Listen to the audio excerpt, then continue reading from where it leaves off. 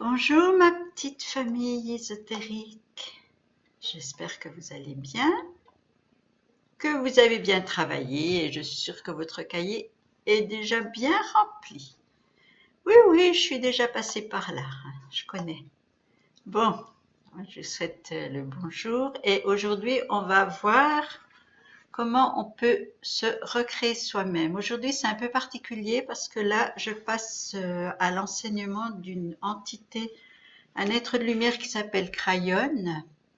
Je ne vous en dis pas plus, à vous de vous informer et de vous faire votre idée. Là, je ne vais pas parler de lui, mais de l'enseignement qu'il donne.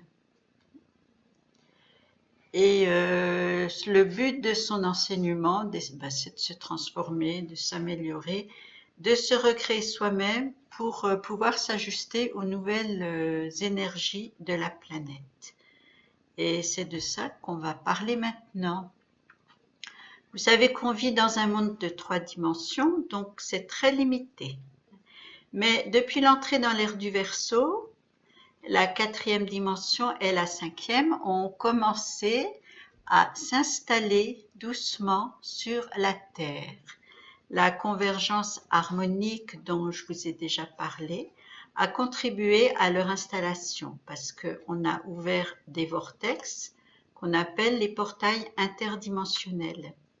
Et Gaïa, notre petite planète, entre elle aussi dans un état de conscience plus fluide, plus élevé, plus spirituel. Et plus que jamais, elle se débarrasse de tout ce qui freine son évolution, tout ce qui reste accroché aux anciennes énergies. De plus, les ondes gamma ont été découvertes au début du XXe siècle et elles favorisent les connexions avec les êtres de lumière parce qu'ils les utilisent comme véhicule. Donc, tant qu'on n'avait pas découvert ces ondes gamma, c'était beaucoup plus difficile de communiquer avec eux. Ces flux énergétiques nouveaux insufflent l'esprit d'amour et de compassion dans l'humanité. Mais ces changements nous demandent de nous réadapter, de nous reprogrammer, nous qui jusqu'à présent vivions surtout dans des énergies négatives, guerre, haine, racisme, violence, avec toutes leurs conséquences. Parce que pour beaucoup, l'autre est toujours une menace, un ennemi à abattre, et l'homme porte toujours en lui les gènes de sa propre extermination. Il est temps de changer, de nous ouvrir à ces nouvelles énergies, entre autres en nous recréant nous-mêmes. Et si vous êtes là à regarder ces vidéos, c'est que plus ou moins consciemment, vous êtes déjà dans cette recherche.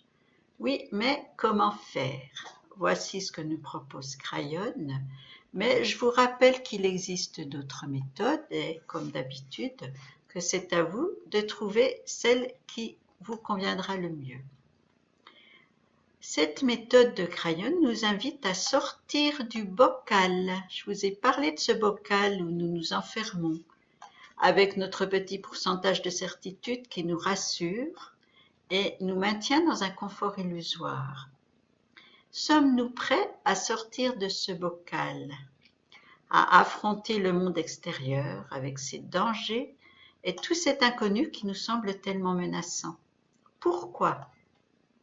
D'abord pour repousser les limites de nos croyances, rechercher nos possibilités personnelles, tout ce dont nous n'avons pas conscience encore. Et comment? En remettant en question tout ce qu'on nous a appris. Cela correspond-il à notre réalité? Cela nous permet-il de nous sentir heureux, en paix, en accord avec nous-mêmes? Je vous recite l'exemple de Nicolas Hulot. Quand il a quitté le gouvernement, qu'a-t-il dit? Je ne veux plus me mentir. C'était vraiment un aveu courageux et conscient. Alors si on réfléchit à tous ces mensonges que nous nous faisons à nous-mêmes, juste pour préserver le confort de notre petit ego, que pourrait-il se passer? Maman, papa m'ont toujours dit que, à l'école on m'a dit que, à l'église on m'a dit que, au travail on me dit que, dans mon foyer, ma femme, mon mari, mes enfants me disent que, Et si tout ce qu'on me dit n'était pas la vérité, ma vérité, si je recrée moi-même ce qui me convient vraiment? Réfléchir à tout ça représente le premier portail de ce que j'appelle le sanctuaire, si vous vous souvenez de la carte. C'est un examen personnel pour faire le point sur ce que nous sommes vraiment, comment les vieilles énergies nous bloquent et comment nous pouvons accéder à la nouvelle énergie. Évidemment, on n'est pas obligé et ça ne consiste pas à tout casser d'un coup en remettant tout en question. Tout doit se faire dans la douceur, la compréhension et surtout l'amour et le non-jugement envers nous-mêmes pour commencer. Crayon nous propose de répondre honnêtement à 5 questions fondées sur la compréhension, la reconnaissance, la croyance et l'intention. Voici ces 5 questions. Première question. De quoi avons-nous peur? De découvrir qui nous sommes vraiment, de révéler à la lumière ce que nous souhaitons garder caché, car ça ne nous plaît pas. Pour les astrologues, c'est le message de Pluton. Mais n'oublions pas que la lumière purifie tout et que nous sommes dans le non-jugement. La peur de l'autre qui nous paraît toujours menaçant, parce qu'à notre origine, nous étions toujours en survie, sans protection contre les éléments, les animaux, mais aussi les autres hommes, et que ces programmes appelés instincts de conservation sont toujours ancrés en nous. Ça, c'est une peur innée. Et que le plus simple pour nous, ça semble d'éliminer l'adversaire, comme nous le faisions aux premières périodes de l'existence. Mais si, au contraire, l'autre n'était qu'une richesse supplémentaire qui nous permette de vivre mieux. Qu'est-ce qui le plus souvent nous empêche de raisonner de cette façon? C'est notre deuxième question. Et la deuxième question, c'est quelle est la part de mon ego? Quelle est la part que je laisse à mon ego? Faites ce petit test lorsque nous sommes avec les autres. De qui parlons-nous le plus facilement? De nous et du travail que nous faisons en tant que messagers de la lumière?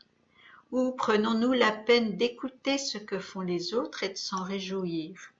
La question serait donc, suis-je capable de m'éteindre pour laisser briller l'autre? Et ça ressemble à la vertu de charité dont nous avons déjà parlé.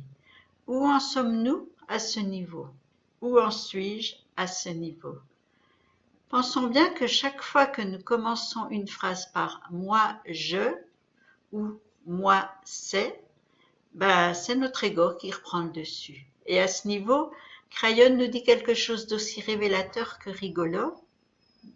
Si vous avez vraiment travaillé sur vous-même, vous n'avez pas à en parler.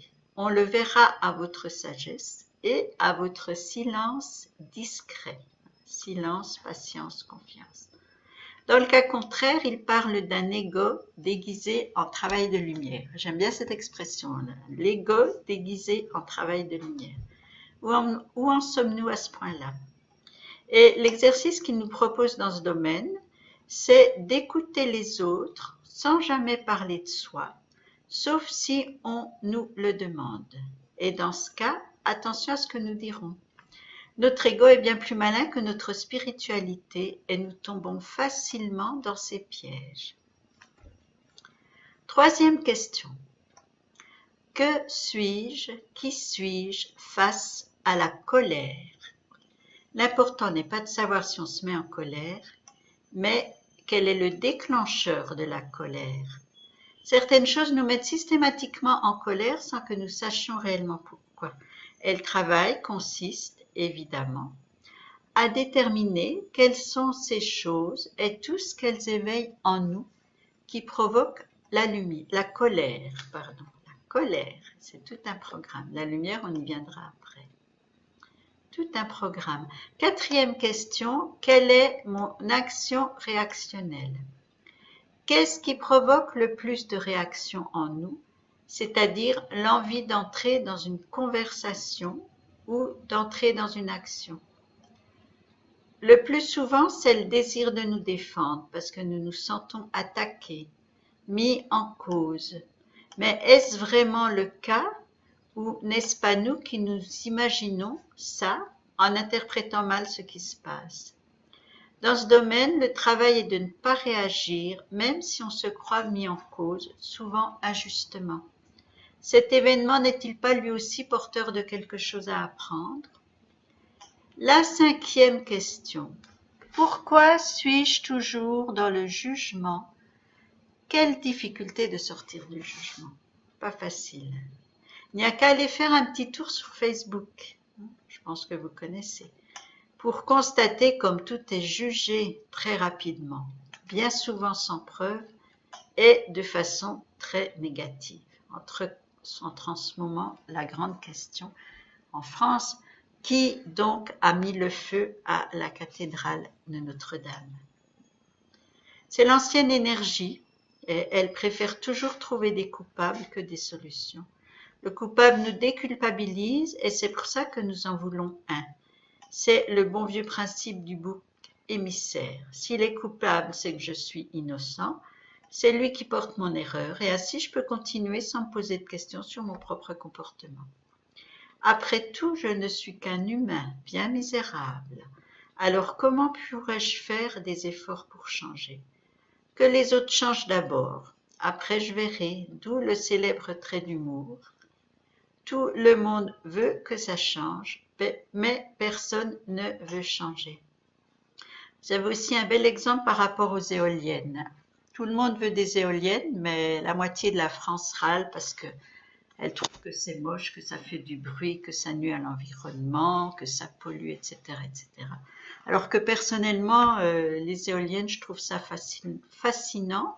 Ce sont les moulins du XXIe siècle et on peut communiquer avec elles. Alors c'est toujours pareil, les gens veulent des éoliennes, mais dès qu'on veut en installer un dans leur village, près de leur village, tout le monde refuse. Alors quelle solution trouver à ça? Eh bien on va mettre l'éolienne chez les autres, hein, en supposant qu'eux seront d'accord alors que nous on n'en veut pas. Donc ça c'est un exemple assez rigolo, hein. Regardez autour de vous. Tout le monde veut des éoliennes, mais pas chez soi. Tout le monde veut que ça change, mais ne veut pas changer. Les réponses à ces questions, et surtout leur application dans notre vie, devraient être les principes des travailleurs de la lumière. Mais l'humain pense souvent qu'il ne peut pas se refaire, on ne se refait pas, comme si c'était une explication, ou pire, une excuse. Ben voyons, on ne se refait pas. C'est une erreur, une monumentale erreur. L'humain peut non seulement se refaire, mais s'améliorer, se transcender jusqu'à atteindre son côté divin qui lui apportera la paix intérieure. Alors il n'aura qu'une envie, répandre cette paix intérieure autour de lui, et ainsi de suite. Et c'est comme ça que la paix se répandra sur terre. Il faut commencer par soi. Alors entrons dans une nouvelle réalité. La cause de tous nos problèmes, c'est en grande partie tout ce que la réalité de notre monde de 3e dimension a programmé en nous. Nous sommes comme des ordinateurs dépassés et devenus inadaptés aux nouvelles énergies, d'où nos bugs et nos blocages. Tous ces programmes que nous nous efforçons inconsciemment de garder doivent être modifiés. Comment? Tout simplement en décidant qu'ils ne nous appartiennent plus, qu'ils font partie de l'ancienne énergie et que l'humanité d'aujourd'hui doit se brancher à la nouvelle énergie.